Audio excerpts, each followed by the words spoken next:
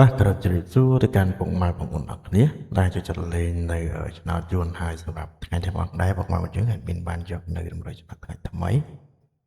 ធ្វើការចែកជូនពុកម៉ែបងប្អូនសម្រាប់ធ្វើការផ្សងសំណាងពីណាបងប្អូនថ្ងៃតែមុនចូលតម្រូវថ្ងៃថ្មី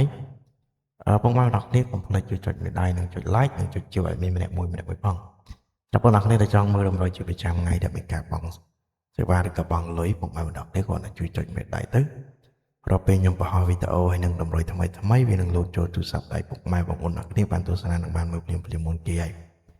ហើយអធិស្ឋានពុកម៉ែបងប្អូនមែនតើសម្រាប់ថ្ងៃទី4ខែ5នេះម៉ោង4និងម៉ោង6គឺយើងអត់បានត្រូវទេបងប្អូន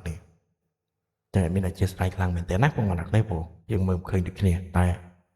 អត់មាននឹងសងសឹកជូនពុកម៉ែរបស់យើងវិញនៅថ្ងៃនេះតែម្ដងចឹងបងប្អូននេះតើតើនៅតម្រុយសម្រាប់ថ្ងៃនេះផងដែរពុកម៉ែយើងគឺយើងអូសនៅក្នុងខ្សែហើយនឹង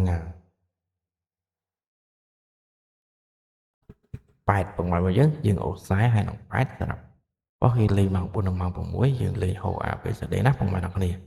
ហើយយើងអូសលេងតិចតិចទៅពុកម៉ែបងប្អូនមានអត់លើកទឹកចិត្តឲ្យលេងច្រើនទេសម្រាប់លេខត្រេងបងប្អូនយើងមានខ្សែយើងមានខ្សែ3ហើយសម្រាប់8បងប្អូនលេខ8គឺយើងមាន80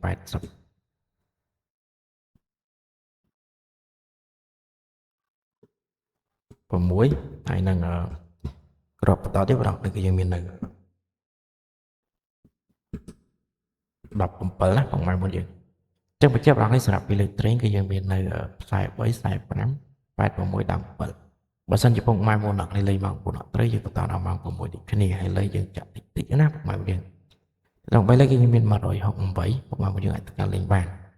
ចឹងតើតើនឹងតម្រូវថ្ងៃថ្មីគឺមានតែប៉ុណ្្នឹងទេពុកម៉ែបងប្អូនយើងទាំងគ្នាឲ្យមានជូតពរត្រូវចំទាំងអស់គ្នាណាពុកម៉ែអ្នកគ្នានៅតម្រូវថ្ងៃថ្មីទាំងអស់គ្នាហើយសូមអរគុណសូមជម្រាបលាបាយបាយ